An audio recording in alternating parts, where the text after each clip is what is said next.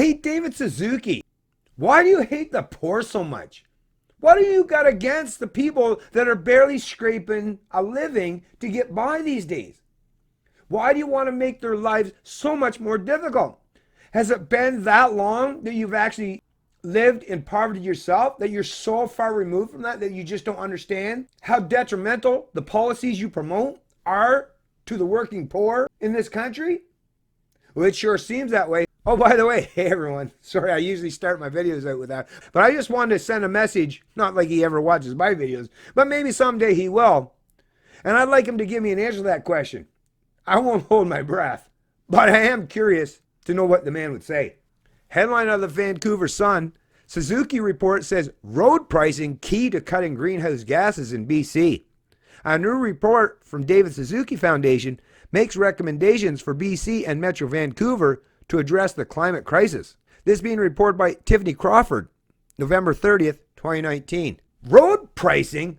Does David, like I say, not only is he out of touch with what average Canadians are dealing with in terms of economic hardship, but is he so far removed from the tax policies that's been implemented over decades in this country? Does he forget that listen, we're already paying for those roads, David. We're already taxed to death to pay for not just the roads, but all these other socialist policies that you and your ilk have been promoting for decades. So what are you saying? You want to tax another tax or add another layer of tax on the Canadian people? How many taxes? Like, we've got what? I don't know, the tax code is what? How many thousands of pages? I mean, think about it. Everything that you do, everything you buy, you consume, everywhere you go, there's a tax. And David's saying, no, that's not enough. We need more taxes. We need more theft. We need more income redistribution.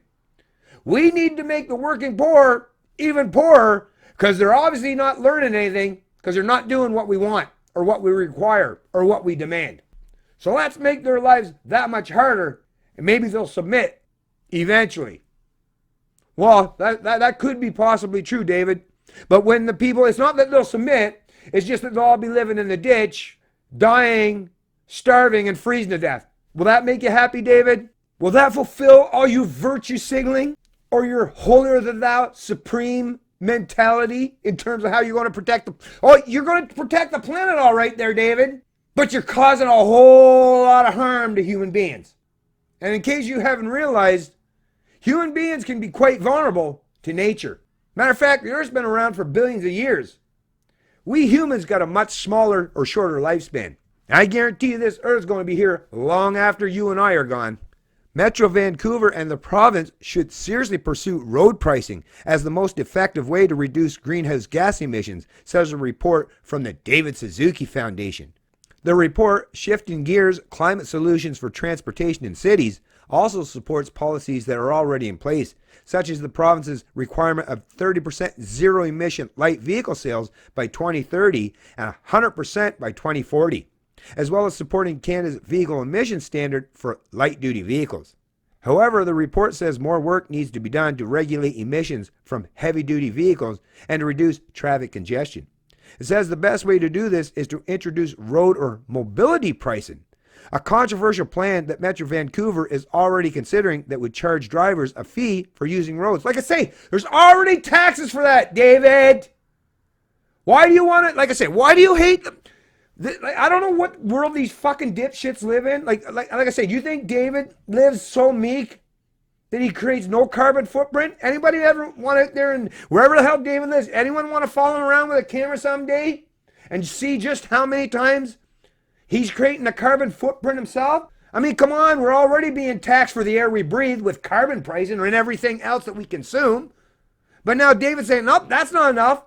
Let's charge them not just for when they breathe, but anytime they move as well. Like I say, these collectivists, these authoritarians, and these environmentalists, these hacks, they don't have nobody's best interest in mind except their own bottom line. Because they're all seemingly making out like bandits. David's not starving in the streets. David's not standing on the corner with a sign saying, can you please help me? Or, ooh, I need a job. No, he's doing just fine. But the people he's targeting are suffering severely and detrimentally. Does David care? Nope. He don't care about people or how many have to suffer as long as he gets to go around virtue signaling and pretending that he's holier than thou or morally superior than the rest of us. It's Canadian Libertarian, and I love liberty.